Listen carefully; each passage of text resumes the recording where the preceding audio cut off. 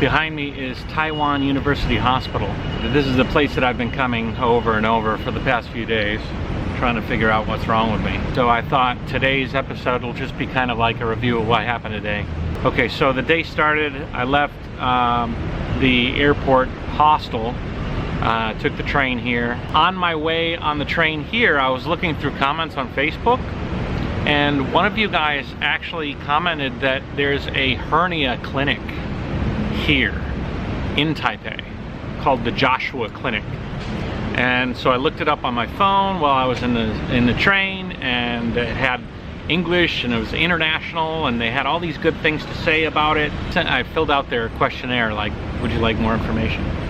And so they called me back, and it was one of the guys that runs the place, and he said that the main doctor, the one that does like 20,000 of these specialized hernia surgeries, is gone, is in the USA. He'll be back in 2 weeks.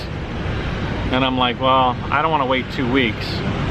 Possibly, can I go up there and test, see what I have? Maybe you guys could at least take me through some of the tests, and then when the main doc comes in, he can, you know, perform some sort of a procedure if that's necessary. I asked him how long is the procedure. He's like, it only takes, you know, like a day, and you probably have to stay overnight once, and you can stay here at the clinic. So how much is the charge? He says 4,000 US, about. It's a lot of dough. 4,000. I mean, almost, there's some of you guys commented you got it done in the States for like 4,000, so it'd be a little bit steep, but the guy knows what he's doing, and so I was thinking I'll put my thumb on it and I'll go in for a like a clinical, like an opportunity for him to just sit down and chat with his staff tomorrow at 10 o'clock. So I kind of like thumbed that down as a thing to do. In the meantime, I had a meeting here with the urologist at 1:30. What time is it right now, guys? 6 o'clock. My appointment was at 1:30. I just got out, and it's like 6:15. I sat in the room. They give you a number and a room, and that room has a little board next to it that cycles through number 1 through whatever, patient number 1, patient number 2, patient number 3. I was 23. I should have come here at like 4 o'clock, because it's just really slow, because the doctor's looking at each person and giving each person his attention, and I'm number 23 on the list. I sat down and I waited and I waited and I waited, and about 5 o'clock finally they called my number. I went in. He gave me an examination. He looked at my junk and he said, you don't have a hernia. From all that I can tell, you don't have a hernia. I said, well, what do you think I have? So he looked and he said he thinks I have CPPS, which is chronic prostatic hyperplasia. Fancy word for the same basic symptoms I'm feeling, but minus the bulging. It's apparently a little bit hard to diagnose, a little bit harder even to treat. He says you kind of show and exhibit all of these things, but I need to rule out some things. So he gave me a kidney test and scanned my kidneys for stones. I don't have any stones. I submitted a urinalysis treatment, and that's going to go through. He says that he would like to give me some sort of spermatosis thing, and that's in a week. But I told him, I says, I don't want to wait. I says, I want to get on the road. If this is not a hernia, then I want to go. He said that I can give you some anti-inflammatories, which is what he gave me, a bunch of anti-inflammatories. So with the anti-inflammatories, it should bring down the size of whatever this thing is. I mean, that's good. It's funny though, the first thing he said is you need to adjust your lifestyle. You need to stop riding the bike.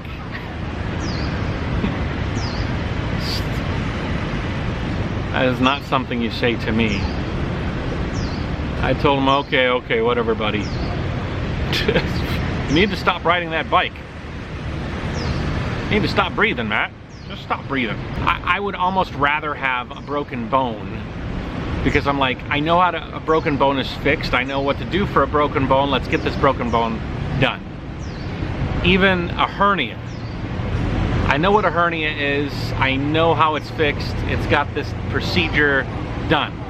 But this CPPS thing, it's sort of like a lifestyle thing, like you live with it.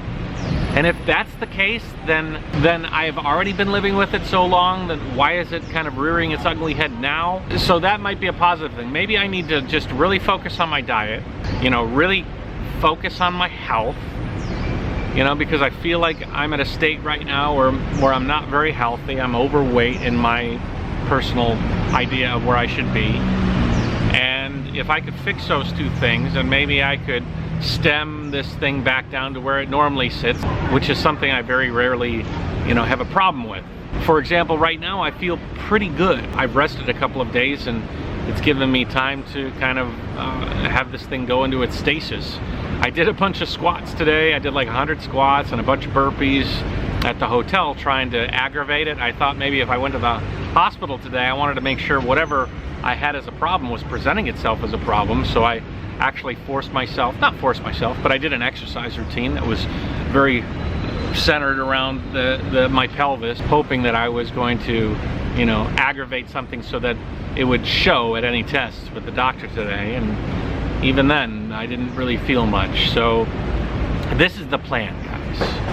I'm gonna go spend another night at the hostel. I'm gonna wake up tomorrow, come back early, go to this meeting with the hernia specialist and his crew, or the hernia doctor will be gone, but his crew will be there. I'll sit down, I'll discuss options with him. One, if he says it's not a hernia, it's not a hernia. I mean, these guys are pros in that specific category of ailment. Two, if he says it might be, then maybe I can think about riding around Taiwan and then coming back and then doing a test. $4,000 is a lot of money to spend on a surgery that I might be able to get in the States for $4,000. But I've had now this doctor say it's not a hernia. I had yesterday's doctor, the surgeon, say it's not a hernia. I had the doctors in Ningbo say it's not a hernia after even more like ultrasound scans. So there's been a lot of pushback on this whole hernia thing. I, in my mind, have felt like I have self-diagnosed this thing as a hernia.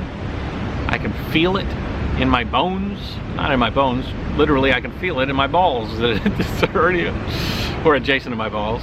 But everybody else, the trained professionals, say no. And at a certain point, I think I have to take the trained professional's word for it. So I think what I'm gonna do is go tomorrow to the hernia specialists. If they give me the thumbs down, then definitely the next day I'm gonna be on the road. I will take another rest day tomorrow. I will get on that trike and I will go. I'll take my anti-inflammatories tomorrow, tonight even, and get them seasoning, get them working, and then maybe I'll even feel better then. I mean, better than I feel now, which is pretty damn good. I will take care of myself on the road. I will focus on staying healthy and fit, and we'll see if I can rectify and put things where they should be. I should be probably pretty happy with this diagnosis, but I'm not really. I don't know why. I feel like this might be something that I might have to live with for a longer time than, say, a hernia that you can fix.